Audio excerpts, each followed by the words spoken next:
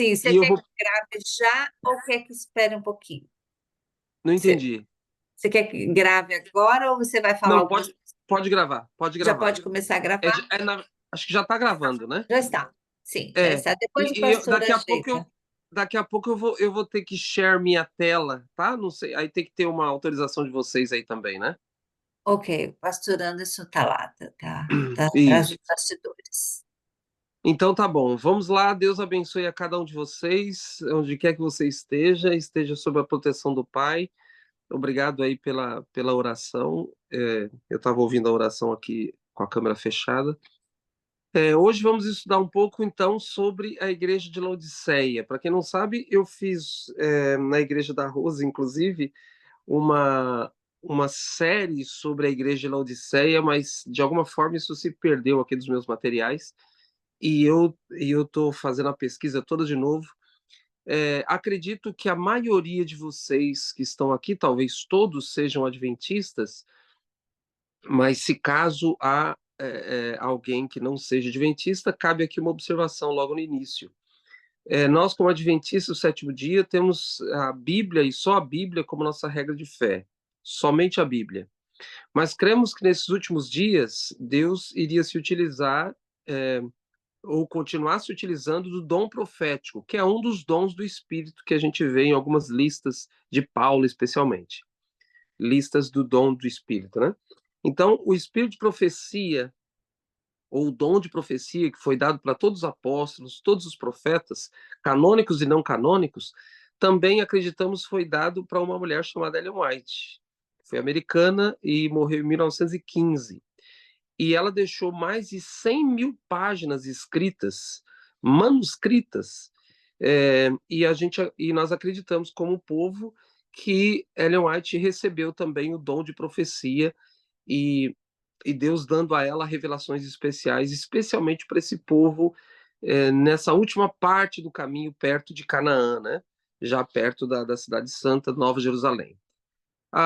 Então, eu vou me basear hoje, lógico que eu vou ler a Bíblia, nós vamos estudar a Bíblia, mas eu vou me basear também, praticamente metade da minha mensagem de hoje, talvez um pouco mais, é, nas revelações dadas por Deus, por meio dessa mulher chamada Ellen White, sobre a igreja de Laodiceia, tá bom? Então, vou pedir para você abrir sua Bíblia aí em Apocalipse capítulo 3. Na verdade, é bom que você esteja com a sua Bíblia aberta, mas eu vi agora, Rose, que o pastor te colocou como anfitriã. Eu acho que você consegue agora fazer a autorização aí. Tradução de tela, ok. Aí eu acho que precisa.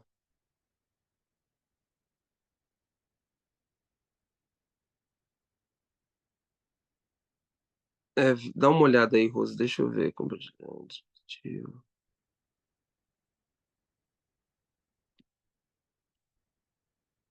Não, não. Já aparece aqui, pastor, na tela. Vocês estão vendo minha. Igreja de Laodiceia. Ok, perfeitamente, é isso mesmo. Então vamos lá, a gente vai ler aqui esses textos bíblicos, especificamente Apocalipse 13. É, Mas, eu, pastor, eu, só um minutinho. sim. A minha tela também está aberta para você? Porque É, eu, a minha está em cima da. Tinha que me tirar daí, porque ficou aberta a sua tela e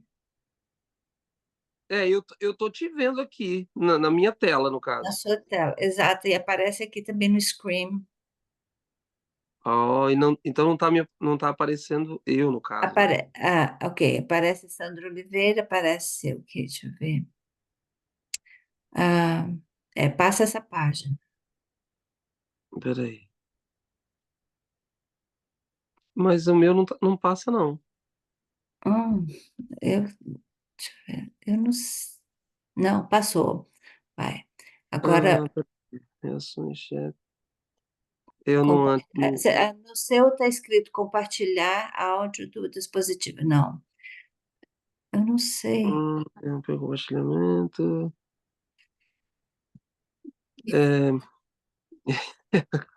Peraí, Porque vamos ver aqui. estava aparecendo o título, mas estava com o meu rosto em cima.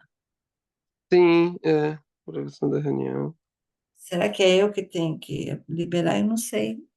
Eu também não sei, Rose. Depois o pastor vai ter que, o pastor Anderson vai ter que cortar essa parte. É, É, porque daí vai ficar. Eu vou tirar a minha imagem, que daí você não vê a minha imagem. Deixa eu ver. Aí. ok, deixa eu ver se eu consigo. ah, É muito estranho, né? E tem alguma coisa aqui que eu não. As cunhas favoritas. Personalizar. Agora, mesmo que eu abra tá, agora mesmo que eu abra minha imagem aqui para o Zoom, não aparece aí na sua tela. Deixa eu ver. Estranho aparecer.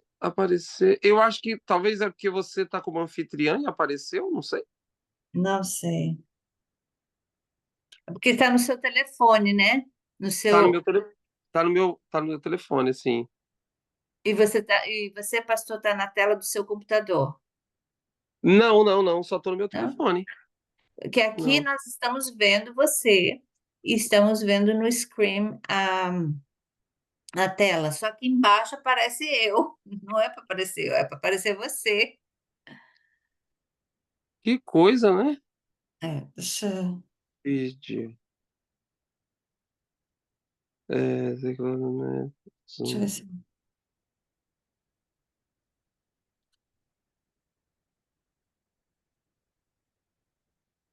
Ok, mas ah, realmente eu não sei. Se eu consigo ligar para o pastor Peraí, aqui. deixa eu interromper o compartilhamento e ver se eu. Aqui tô aparecendo. Para mim, eu tô aparecendo.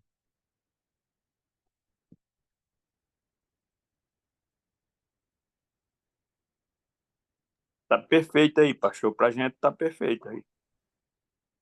A gente também. É? Ok. Então, deixa eu ver agora compartilhar a tela, Rose. Zoom. Transmissão de tela.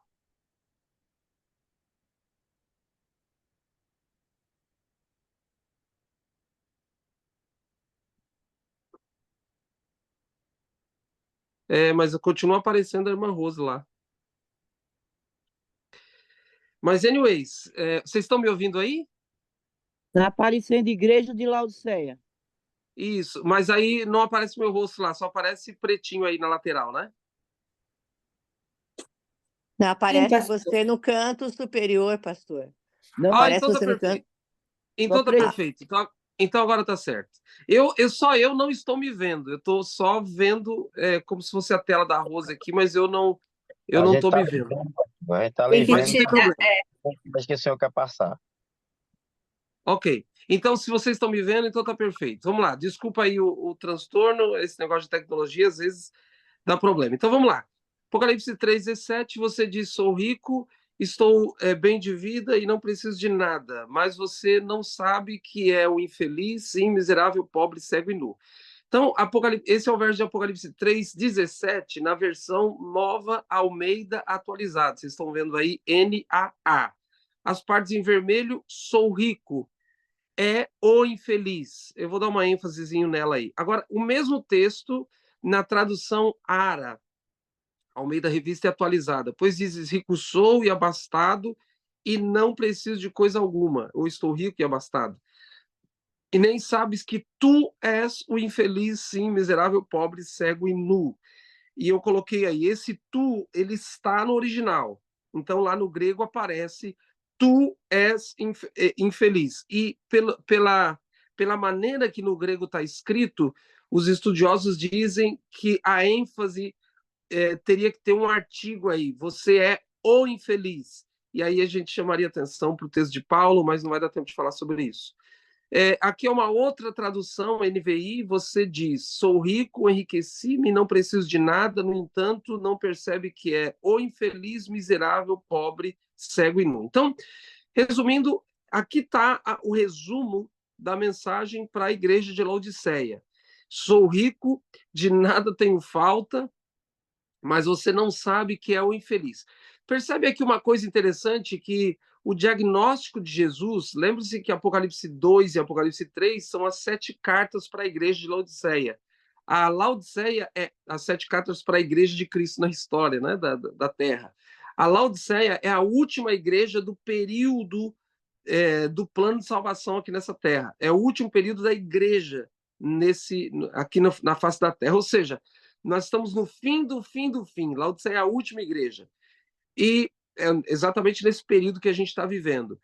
E Deus aqui, Jesus, vai fazer um diagnóstico da igreja desses últimos dias. A igreja, ainda que não diga, mas ela sente que é rica, que não precisa de coisa nenhuma.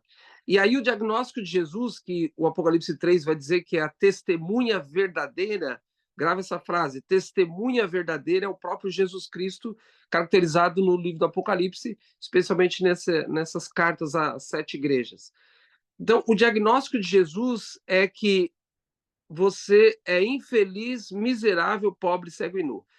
Se você for analisar direitinho aí, você vai ver que o problema de Laodiceia é achar que é rica. É achar que é rica e que não precisa de nada. E aí, no diagnóstico de Jesus, ao invés dele dizer assim, não sabe que você é pobre, porque ele está dizendo que a igreja acha que é rica, mas você não é. Aí ele, ao invés dele, o primeiro ponto ser você é pobre, você diz que é rico, você acha que é rico, mas você é pobre, não é esse o diagnóstico. O diagnóstico é você pensa que é rico, mas na verdade é infeliz.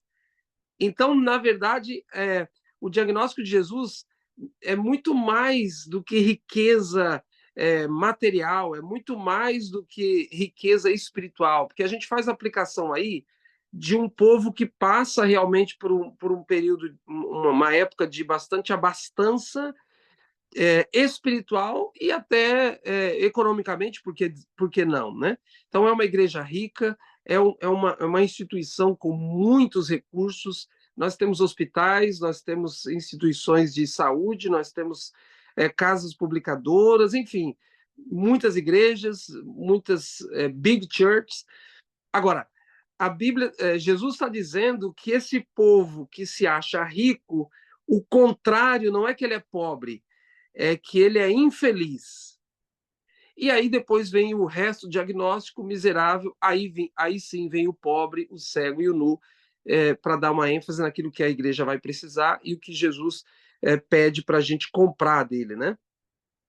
E aí eu entro já no próximo slide, que é o versinho seguinte, Apocalipse 3:18, eu também trago ele nas 3 versões.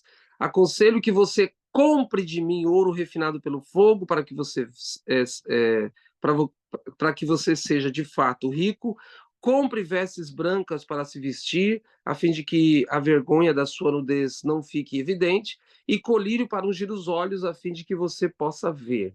Na outra tradução, o mesmo texto, agora na Ara, aconselho-te que de mim compres ouro refinado pelo fogo para te enriqueceres, vestiduras brancas para te vestires, a fim de que não seja manifesta a vergonha da tua nudez, e colírio para ungires os olhos, a fim de que vejas. O mesmo texto, agora na NVI, diz aí, dou a você esse conselho. Agora, veja que todas essas versões, todas elas, coloca o conselho singular. Só há um conselho que Jesus dá para a igreja de Laodiceia. A gente viu o diagnóstico. Você pensa que é rico, mas você, na verdade, é infeliz.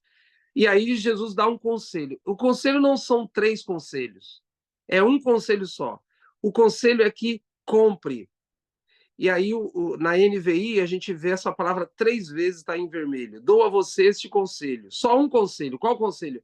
Compre de mim ouro refinado no fogo para que você se torne rico. Compre roupas brancas para que você se vista e não se manifeste a vergonha da tua nudez. E, além disso, compre colírio para ungir os olhos a fim de que possa ver. Então, o conselho de Jesus é um só. Qual é o conselho? Compre. E aí eu iria levar você para alguns textos do Antigo Testamento para mostrar que no Antigo Testamento já tinha esse conceito de comprar. Compre de graça, sem preço, sem dinheiro e sem preço.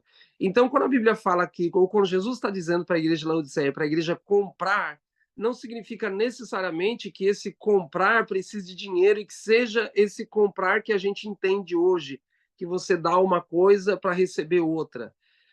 Então, o Antigo Testamento deixa claro, e o Novo também, que esse comprar aqui tem uma significação. E eu vou mostrar isso para vocês daqui a pouquinho. Então, essa minha introdução aqui um pouco mais rápida, que a gente perdeu o tempo aí no início, é para mostrar para você que o conselho de Jesus é um só: compre, compre, compre. Mas esse comprar, ele sabe que a gente é. Ele mesmo está dizendo aqui que a gente é miserável, não é só que a gente é pobre. A gente acha que é rico, mas a gente, na verdade, é miserável, pior do que pobre. Então, como é que a gente vai comprar uma coisa se a gente é miserável? Então, ele sabe disso. Então, esse comprar aqui não tem nada a ver com essa barganha de um processo de comercialização.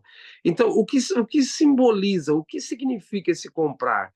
E a gente vai entrar nesse ponto. Você lembre também, eu vou direto agora à segunda parte, você se lembra também que Jesus ele vai dizer que ele está à porta do coração. Lembre-se, logo nos versos abaixo aí de Apocalipse 3:18, especificamente no verso 20, ele diz que está à porta do coração batendo. Então, se alguém abrir a porta, eu entrarei em sua casa, cearei com ele e ele comigo.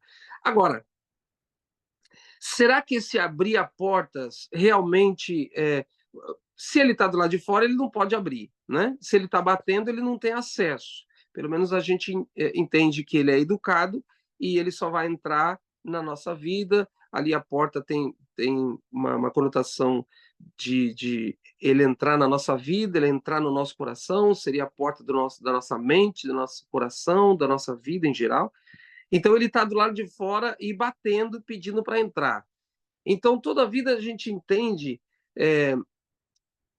e eu vejo pregações, etc., que esse abrir basta eu querer, não é?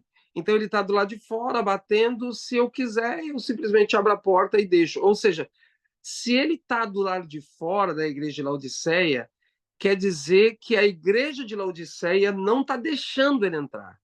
Esse é o conceito básico que se tem por aí. Mas eu vou mostrar para você hoje que não é simples assim. Então, repito, ele está dizendo que ele está dando diagnóstico, depois ele dá um conselho, e a gente vai ver o que significa esse comprar aqui, um pouco mais específico, e logo depois ele diz: eu estou à porta do coração de todos aqueles que fazem parte dessa igreja dos últimos dias. Eu estou do lado de fora, eu não estou dentro. E ele diz: se você abrir a porta, eu vou entrar e vou cear com você. Então, o que significaria esse abrir a porta? Será que é simples assim? Eu aceito Jesus, se todo mundo que já aceitou Jesus já se batizou, já é um adventista, já é um cristão, já abriu a porta, ele já entrou, será que é isso? Então a gente vai analisar essas coisas a partir de agora e a gente dá continuidade amanhã, tá bom? Vamos lá então, segunda parte. Veja, essa mensagem de Laodiceia, ou para a igreja de Laodiceia, a mensagem de Jesus para Laodiceia, essa mensagem, ou a aceitação dessa mensagem, vai gerar algo que já começou, que a gente chama de sacudidura, vai gerar uma sacudidura na igreja que já começou, isso está se intensificando, e o cerne da sacudidura é a mensagem de Laodiceia. O que é sacudidura? É o peneiramento. A figura de linguagem bíblica aqui, de peneiramento, sacudidura, para quem quiser entender um pouco mais, vai lá no meu canal, A Busca com Sandro Oliveira, o canal no YouTube, e você vai ver uma série de escatologia lá, de estudos escatológicos, e um dos estudos um ou dois, eu acho, são de escatologia lá. Então, a figura de linguagem é de um peneiramento. Então, quando as pessoas fazem então a colheita, especialmente do trigo, vai fazer um peneiramento para separar o joio do trigo, né? Então, o trigo fica na cesta, não fica na tela, fica na peneira. O trigo fica. Quando ele vai jogando para cima, A palha que não tem peso, que não tem o grão lá dentro, ela, ela se dispersa pelo vento, ok? E aí você começa a entender, a Bíblia, Jesus fala sobre vento de doutrina, Paulo vai deixar isso muito mais claro, né? Vento de doutrina, etc., levando as pessoas. Então nós somos comparados aí com uma semente, a gente inclusive estudou a lição de escola sabatina que vamos recapitular hoje. Lembre-se lá na sua classe que quando a Bíblia fala de chuva serôdia, a gente tem que lembrar que a chuva é só um ponto, só um parênteses aqui, a chuva, temporã e cerúlea é só um ponto nessa analogia grande que Jesus, no Novo Testamento, fez sobre o plano da salvação. Então, quando fala da chuva cerúlea, tem que lembrar da semente, tem que lembrar do solo, tem que lembrar da colheita, da semeadura, da colheita. Então, isso é bom mencionar. Fecha parênteses. Então, essa sacudidura é isso. A palha saindo e o trigo ficando na igreja. Então, Ellen White teve uma visão e ela diz assim: perguntei a significação da sacudidura que eu vira e foi-me mostrado que era determinada pelo testemunho direto contido no conselho, só um conselho, da testemunha verdadeira. Quem é a testemunha verdadeira? Jesus Cristo, tá bom? Então, Ellen White está dizendo que o resultado, ou o que causa a sacudidura é a mensagem de Jesus para a igreja de Laodiceia. Isto produzirá efeito no coração daquele que o receber e o levará a empunhar o estandarte e propagar a verdade direta. Alguns na igreja não suportarão esse testemunho direto, levantar-se-ão contra esse testemunho, e isto é o que determinará a sacudidura entre o povo de Deus, não é sacudidura lá fora, é dentro do povo de Deus, repito, já começou e está se intensificando. Vi que o testemunho da testemunha verdadeira, que é a mensagem de Jesus para a igreja de Laodiceia, o conselho, o único conselho que ele dá, não teve a metade da atenção que deveria ter, ela diz. Não teve metade da atenção. O solene testemunho de que depende o destino da igreja tem sido apreciado de modo leviano, se não desatendido de todo. Tal testemunho deve operar profundo arrependimento. Todos que recebem de verdade, o recebem de verdade, obedecer-lhe-ão e serão purificados. Então, para você entender a importância da mensagem de Laodiceia para esses últimos dias, a aceitação ou a rejeição da mensagem de Laodiceia para esses últimos dias é o que causa a sacudidura, na verdade é o que está causando a sacudidura. Então isso é importantíssimo a gente entender. Lógico que a gente não vai conseguir abordar tudo isso aqui em dois temas, mas eu estou preparando aí Falei para a irmã Rosa, eu estou preparando esse material e logo eu vou jogar no meu canal uma série aí de alguns estudos sobre isso, tá bom? Então vamos lá. A mensagem de Laodiceia, para terminar, ela vai dizer assim: sou comissionada agora a dizer a nossos irmãos, humilhem-se e confessem seus pecados, ou o Senhor os subjugará. A mensagem à igreja de Laodiceia é dirigida justamente àqueles que não a aplicam a si mesmos. Por que a ênfase dela está dizendo aí, humilhe-se e confesse seus pecados? Olha aí o texto de Apocalipse 3, por isso que eu pedi para você abrir sua Bíblia, Apocalipse capítulo 3, olha o versinho, deixa eu abrir aqui no meu outro material, Apocalipse 3, olha aí o versinho, a gente leu o versinho 17, lemos o versinho 18, agora olha aí o versinho 19. Estou lendo Apocalipse 3, verso 19. Jesus falando, eu repreendo e disciplino a quantos amo. Sê, pois, zeloso e arrepende-te. E aí vai vir o verso 20, que ele está na porta batendo. Então a mensagem de Laodiceia tem a ver com arrependimento, tem a ver com zelo. Jesus está dizendo, olha, eu estou repreendendo, mas eu te amo. Veja, a carta à igreja de Laodiceia não tem nenhum elogio. Então, nesses últimos dias, Deus sabe que é perigoso nos elogiar, porque a gente é orgulhoso, sou rico, de nada tenho falta. Então, tem uma repreensão, mas ele diz, eu estou repreendendo porque eu amo. E qual é o conselho? Arrepende-se, arrepende-se, arrepende-se, verso 19. Por isso que Ellen White dá essa ênfase aí, se humilhem, confessem os seus pecados, ou o Senhor os subjugará. E ela está dizendo que a mensagem de Laodiceia se aplica justamente àqueles que não a aplicam a si mesmos. Justamente porque Jesus diz lá o diagnóstico dele, olha, você pensa que é rico, mas na verdade você é infeliz. Então, o problema de Laodiceia é não enxergar-se a si mesmo. Não, acho que não tem problema isso. Não, acho que eu faço isso, mas não, acho que não tem problema. Todo mundo faz, qual é o problema fazer? Então, Ellen White está dizendo que se você, como adventista, se você, como cristão hoje, acha que a mensagem de Laodiceia é esse compre ouro, compre vestiduras, compre colírio. Isso não serve para mim, porque eu tô aí a gente vai ver mais detalhes isso, o que significa cada uma dessas coisas, mas eu tô bem, já aceitei Jesus, eu sou fiel, eu participo do Go Six, eu dou estudos bíblicos, eu estudo a lição, eu faço a minha oração, etc. Então ele está dizendo, olha, cuidado com não para não achar que essa mensagem não se aplica a você mesmo, tá bom? E aí o próximo a referência está aí, o outro poder, página 65. Aqui outro texto. A mensagem à igreja de Laodiceia é aplicável à nossa condição. Quão claramente é pintada a situação dos que julgam ter toda a verdade, que se orgulham no conhecimento da palavra de Deus, coloquei em vermelho, ao passo que seu poder santificador não foi sentido em sua vida. Seu de quem? Esse pronome seu aí em vermelho refere-se à palavra de Deus. Então, Ellen White está dizendo que a mensagem à igreja de Laodiceia é aplicada à nossa condição. Veja, quando você vai fazer uma pesquisa no Espírito de Profecia sobre a igreja de Laodiceia, você vai chegar à conclusão que a partir de 1844 tem um desapontamento e logo depois um grupo pequeno começa a estudar para entender o porquê que houve desapontamento. E aí, desse grupo pequeno, surge o movimento adventista do sétimo dia. Eles, quando esse movimento inicial da Igreja Adventista do sétimo dia, quando eles liam essa mensagem de Jesus para a Igreja de Laodiceia, a Igreja dos últimos dias, eles não aplicavam a si mesmos, Ellen White diz.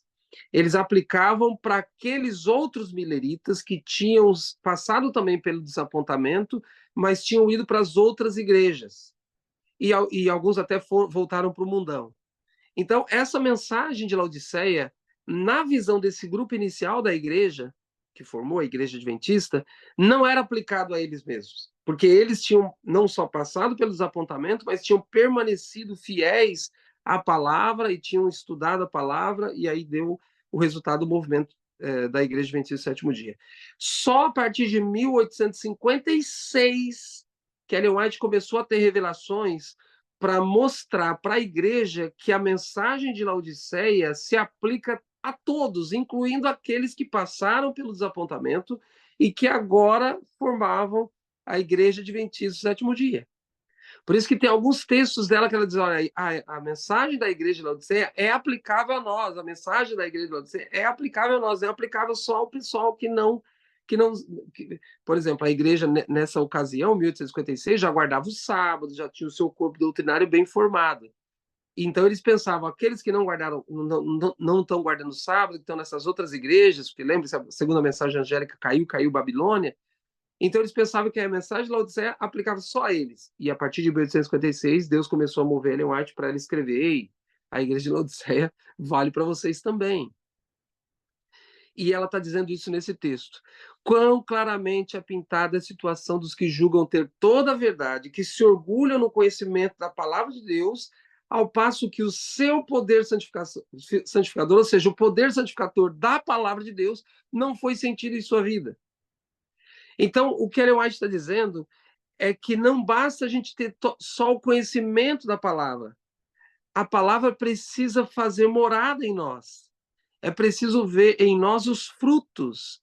E aí, quando a gente estuda chuva serôdia, chuva temporã, chuva serôdia, que está na lição, né, dessa semana, temos que lembrar que chuva serôdia, chuva temporã é só um ponto de tantos outros pontos dessa analogia da agricultura. Frutos entra aí também. Então, o resultado, eu também tenho lá no meu canal 2 ou 3 temas sobre chuva serôdia, chuva temporã, chuva serôdia. Então, a aplicação, se você percebeu na lição essa semana, a aplicação da chuva serôdia que se faz é basicamente na pregação do evangelho. Mas não é só isso, é o amadurecimento da semente. A chuva serôdia se dava justamente para o amadurecimento do grão. Então, a chuva serôdia também vem para amadurecer o caráter, não só para a colheita, não só para a pregação do evangelho, embora essa é uma das ênfases, mas não podemos esquecer a outra ênfase também, mas só mais um parênteses aí em relação à lição. Então, o que Ellen White está dizendo é que a mensagem de Laodiceia precisa santificar aqueles que a recebem, e a santificação vem pela palavra. Então, ela está dizendo que essa mensagem de Laodiceia se aplica àqueles que têm conhecimento da palavra, mas não estão passando por esse processo de santificação, pelo qual os frutos da habitação da palavra são vistos, né? Isso aqui daria muito, muito estudo. Ok. Agora vamos para a parte mais prática para terminar. Ellen White escreveu assim, ó: deem ouvidos ao conselho, só um conselho, da testemunha verdadeira, que é Jesus Cristo. Qual é o conselho? Comprem ouro provado no fogo, para serem ricos, vestidos brancos, para que possam vestir-se, e colírio, para que possam ver. Aí ela coloca o texto aí. Esse texto que eu estou lendo aqui para você, está tudo lá em Testemunhos para a Igreja, volume 1. Ela cita o texto de Apocalipse 3:18. Agora ela vai mostrar para nós o que é esse comprar. Veja que está em vermelho lá em cima, ó, compre. E logo depois da menção do Apocalipse 3:8, ela diz: façam algum esforço, eu coloquei em vermelho. Faça algum esforço. Olha aí, já está indicando o que é comprar. Faça algum esforço, ou seja, faça a sua parte. Detalhe, queridos, a mensagem aqui não é uma mensagem para salvação.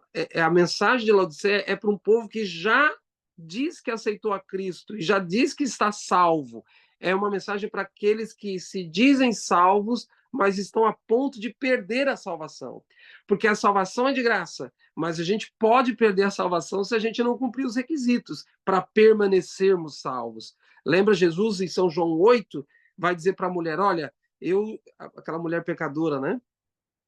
Eu não te condeno. Jesus está perdoando essa mulher. Jesus está salvando essa mulher. Aí ele diz: agora vai e não peques mais, para você não perder a salvação que foi lhe dada de graça. Então ele está dizendo o que significa esse comprar. Faça algum esforço. Esses preciosos tesouros não cairão sobre nós sem esforço de nossa parte. Veja a palavra esforço aí 2 vezes. Cumpre-nos comprar, traço. O que é comprar aí? Ser zeloso e arrepender-nos de nosso estado de mornidão. É preciso estarmos despertos para ver nossos erros, esquadrinhar nossos pecados e arrepender-nos zelosamente deles. Queridos, a mensagem para a igreja de Laodiceia, a mensagem para a igreja de Laodiceia é uma mensagem tão forte, quando eu leio, quando eu faço essa pesquisa, repito, estou fazendo essa pesquisa a segunda vez, que a primeira eu perdi todo o material que eu tinha separado, e agora fazendo de novo essa pesquisa, eu fico pensando: Senhor, a gente realmente não está entendendo essa mensagem. Ellen White está dizendo: faça algum esforço. Esses preciosos tesouros não cairão sobre nós sem esforço de nossa parte. Cumpre-nos comprar. O que é comprar? Sermos zelosos, nos arrepender de nosso estado de mornidão.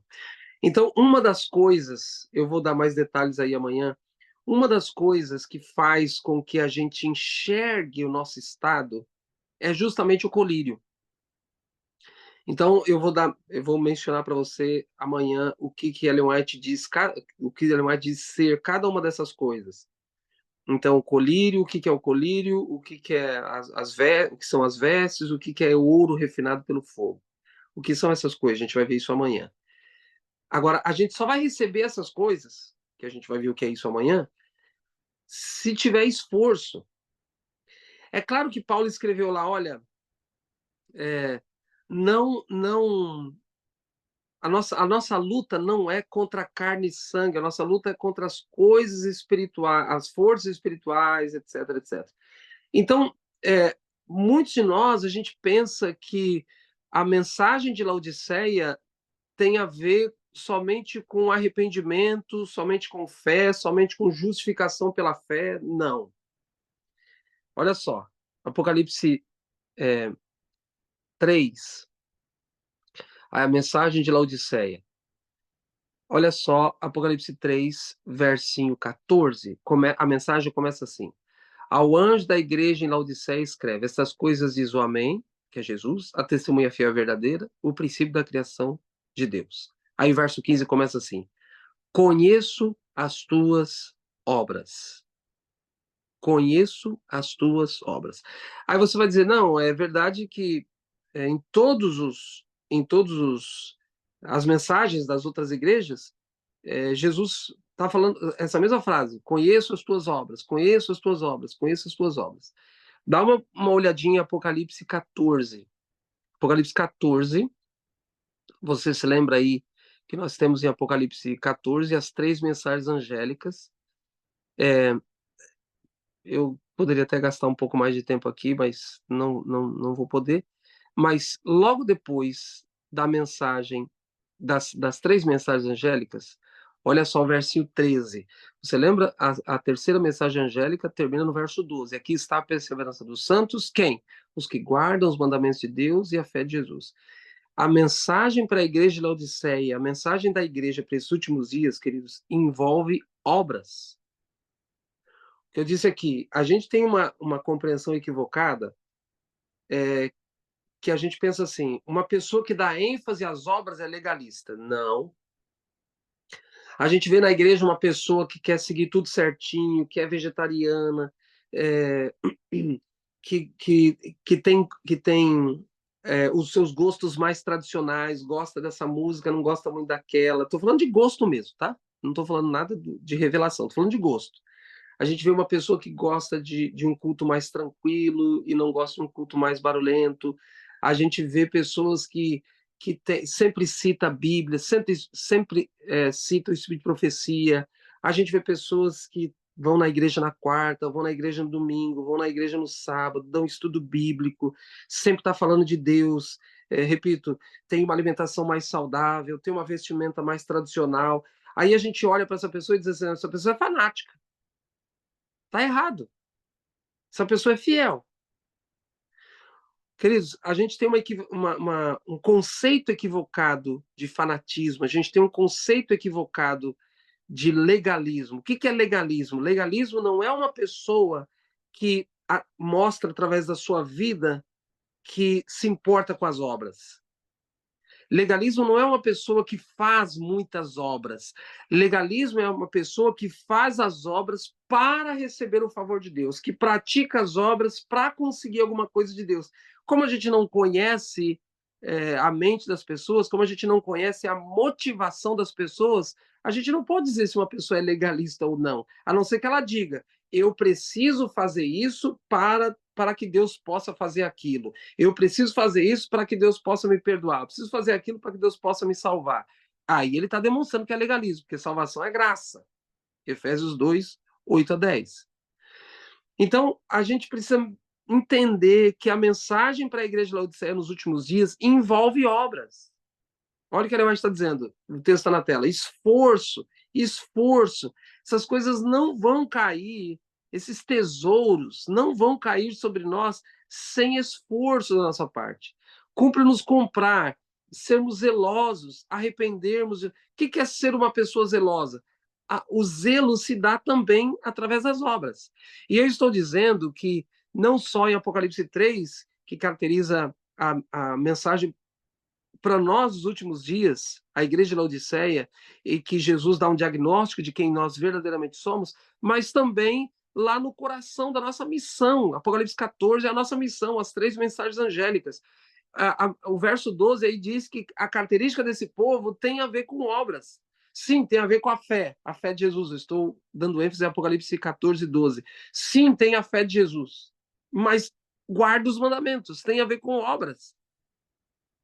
E aí, só para contextualizar, hoje muitos adventistas estão bebendo em fontes equivocadas, muitas vezes assistindo sermões na internet, agora com a facilidade que nós temos aí de termos tudo pela internet, estão assistindo sermões de pessoas que não têm o conceito bíblico, profético, escatológico que nós temos, E aí entraram nessa onda de não, é só fé, não é fé, só Jesus salva, é fé. É importantíssimo, a graça, Jesus salva realmente, fé, tá tudo certo. Mas tem também o aspecto de não perdermos a salvação que já nos foi dada de graça. Esforço, dedicação, zelo. E repito, a mensagem dos 3 anos, a última mensagem termina falando de mandamentos. E aí, o verso 3 vai dizer assim, ó, então ouvi uma voz do céu dizendo, escreve, estou lendo Apocalipse 14, 13. Logo depois das 3 mensagens, verso 13, então ouvi uma voz do céu dizendo, escreve. E o João não está escrevendo o que ele pensa, ele está escrevendo o que mandaram ele escrever. Bem-aventurados os mortos, que desde agora que significa esse agora? Esse agora é quando começaram as 3 mensagens angélicas, 1844. O contexto aqui são as 3 mensagens angélicas. Então, uma voz, isso para João, bem-aventurado aqueles que desde agora morrem no Senhor. Desde agora quando? Desde 1844 para frente, quando foi iniciado essas 3 mensagens angélicas. Vou continuar lendo o texto. Bem-aventurados os mortos que desde agora morrem no Senhor. Sim, diz o Espírito, para que descansem das suas obras, pois descansem de suas fadigas, pois as suas obras os acompanham. Veja, as suas obras os acompanham. Então, esse texto está dizendo, que pediram para João escrever, diz o Espírito, bem-aventurados que morrem a partir de 1844. Bem-aventurados que a partir de agora, quando deu origem a essas 3 mensagens, porque descansam de suas fadigas e as suas obras os acompanham para a sepultura. Porque nós somos o povo do juízo. E nós somos salvos pela graça, sim. Somos justificados pela fé, sim. Mas somos julgados pelas obras. Então o texto não está dizendo que a sua fé o acompanhe. O texto não está dizendo que a graça o acompanhe para a sepultura. O texto está dizendo que as suas obras, a partir de 1844, queridos, há sim ênfase nas obras. É claro que quando a igreja Adventista do Sétimo Dia surgiu, a ênfase era muito grande nas obras, esquecendo que a salvação vem pela graça, esquecendo que Jesus Cristo é o nosso Salvador. Então precisa ser uma mensagem equilibrada. Mas assim como no início da igreja adventista a mensagem estava desequilibrada para as obras, hoje basta você ter um pouco de conhecimento do que está acontecendo aí. Hoje a ênfase está ao contrário. Se o pêndulo estava lá para as obras no início do movimento adventista, hoje o pêndulo está para a graça, para a fé, para a graça barata. Não, eu posso continuar vivendo do jeito que eu quiser e Jesus me salva, é a graça, é a graça, é a graça. Não. Então hoje a gente entende por que Deus lá no primeiro século já revelou através de Jesus por João ou para João que nesses últimos dias as obras terá um papel fundamental.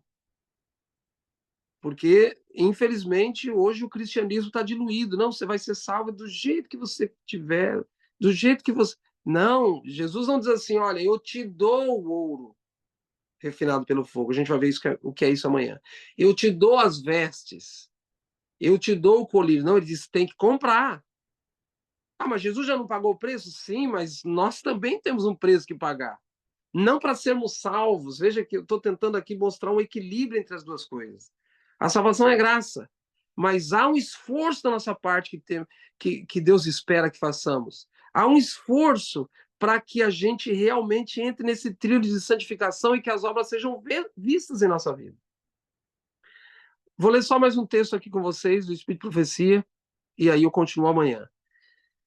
Ellen White diz assim, ó, vi que muitos têm tanto lixo acumulado à porta do coração que não a podem abrir. Lembra-se Apocalipse 3:20, Jesus está na porta do lado de fora? Ou então não é simples assim, né? Não é só a pessoa querer abrir. Olha só, Ellen White teve uma visão. Vi que... Vai lendo junto comigo, tá? Para você não perder as minhas explicações. Vi que muitos têm tanto lixo acumulado à porta do coração que não a podem abrir. Alguns têm desinteligências a remover entre eles os irmãos. Outros têm mau temperamento. Outros têm ambição egoísta para afastar antes de poderem abrir a porta. Outros rolaram o mundo para a porta do coração, e isso também a impede de ser aberta. Todo esse entulho deve ser removido, e então poderão abrir a porta e dar aí as boas-vindas ao Salvador. Uau, esse texto é revelador, queridos. Então não é, e eu termino com ele porque eu vou começar com ele amanhã. Então não é que Jesus está na porta do coração batendo, só esperando eu estou lá dentro como um cristão meio emburrado, dizendo, Jesus, eu não sei se eu vou te deixar entrar agora não e tal. Aí quando eu quero, eu vou lá e abro a porta e Jesus entra. Não, não perca o tema de amanhã. Não perca o tema de amanhã. Tem gente que está querendo que Jesus entra. Ele está batendo, né? Então a gente tem a impressão de que é só eu querer e ele entra. Não, não perca o tema de amanhã. Tem gente que está desejando que ele entra, mas ele não entra. Ele continua batendo, mesmo a gente querendo. Tem gente que está convidando Jesus para entrar, mas você vai ver amanhã, ele não entra. Ele continua batendo, porque esse bater tem um significado. Veja, queridos, eu já estou dando um spoiler do que a gente vai abordar amanhã. Além da gente entender o que é ouro, o que é vestes e o que é colírio, Jesus está à porta batendo, mas não é simplesmente eu querer abrir. Vou ler de novo esse texto. Vi que muitos têm tanto lixo acumulado à porta do coração que não a podem abrir. Alguns têm desinteligências a remover entre eles os irmãos, outros têm mau temperamento, ambição egoísta para afastar, tem que afastar essas coisas antes de poderem abrir a porta. Outros rolaram o mundo para a porta do coração, e isso também impede a porta de ser aberta. Todo esse entulho deve ser removido, e então poderão abrir a porta, e daí Jesus vai entrar. Percebem? Então, queridos, que a gente gaste um tempo hoje refletindo sobre isso. Acho que a mensagem aí ficou gravada, e então você possa refletir sobre isso. Deixa eu ver aqui, cadê, irmã Rose? Você possa refletir sobre isso. Eu preciso interromper o compartilhamento. Ok. Que você possa refletir sobre isso, de como está a sua vida. De como você está vivendo. Das coisas que estão impedindo Jesus entrar. Você hoje percebeu que, sim, tem a ver com obras, não para sermos salvos, mas a nossa vida ou a mensagem de Laodiceia tem a ver com obras. Então, como é que está a sua vida? Você está com aquele pensamento de que, não, Jesus salva, está tudo certo, é a graça, né? Será que é isso? Será que você não está dizendo isso, mas será que é isso que está lá no seu coração, na sua mente? Será que Deus conseguiu mostrar para você, ou está conseguindo mostrar para você a malignidade do pecado? Será que a gente entendeu quão mal é o pecado, a ponto da gente abominar o pecado como Deus abomina? Será que a gente consegue enxergar, consegue fazer uma avaliação? Paulo escreveu para a igreja de Corinto dizendo, examine-se a si mesmo, vou mencionar isso amanhã, examine-se a si mesmo para ver se você está na fé. Será que se a gente fizer uma avaliação da nossa vida sincera, tá? Uma avaliação sincera, será que a gente vai ver que realmente tem muito entulho no nosso coração, que isso é que está impedindo? Às vezes a gente até quer que ele entre, mas ele não entra. Será que é porque será que a gente tem muito entulho, como disse Ellen White, na porta do nosso coração, e por isso ele continua batendo? A porta às vezes está até aberta, mas ele não pode entrar, tá? Continua batendo. Porque esse esforço precisa ser nosso, de tirar o entulho, de tirar o pecado, de tirar aquilo que impede Jesus de realmente ser o primeiro no nosso coração, né? Como diz o hino do Arauto do Rei. Então, que Deus abençoe você. Eu vou fazer uma oração aqui para terminar, e acho que depois tem outras orações aí, né? Senhor Deus, obrigado à vida e à saúde. Obrigado à oportunidade que temos de estudarmos a Tua Palavra nessas primeiras horas desse dia. E nós te agradecemos, Senhor, pela verdade da Tua Palavra, revelações dadas a nós através da Tua profetisa nesses últimos dias. Ajuda-nos, Senhor, a realmente nos avaliar, nos examinar, Dá-nos esse colírio, Pai, para que os nossos olhos sejam abertos para a gente avaliar quem nós somos e como estamos vivendo, para termos a convicção de que realmente o Senhor está aqui dentro. Nos ajude a sempre, sempre, sempre fazer de tudo para que o Senhor não só entre, mas permaneça dentro da nossa mente e do nosso coração. Em nome de Jesus, te pedimos a tua bênção para esse sábado. Amém, Senhor. Amém. Querido Deus, maravilhoso Pai, continuando na tua presença.